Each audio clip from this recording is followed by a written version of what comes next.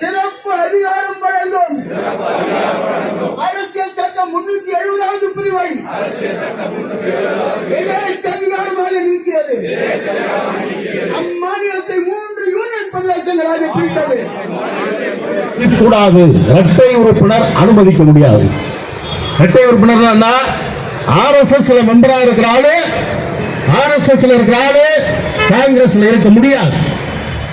முதலில் இந்த தீர்மானத்தை முன்மொழிந்து நிறைவேற்றியது மகாத்மா காந்தியடிகள். 2வது முறை நிறைவேற்றியது நேதாஜி சுபாஷ் சந்திர போஸ். 47 விடுதலைக்கு பின்னாடி 48 தடை செய்யப்பட்ட மீண்டும் வர முயற்சி வல்லபாய் பட்டேல் மூலமா இருந்துச்சு. அது நேரு தலையிட்டு தடுத்தார். 3 முறை ஒரு அரசியல் கட்சி காங்கிரஸ் 47 முன்னாடி அரசியல் கட்சி இல்லை, எல்லாரும் இருக்கிற அமைப்பு.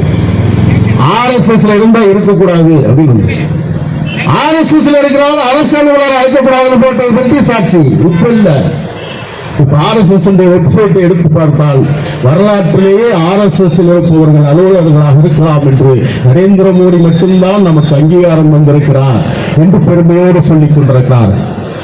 எத்தகைய ஆபத்தில் நாட்டை இழுத்துச் சென்று கொண்டிருக்கிறார்கள் என்பதுதான்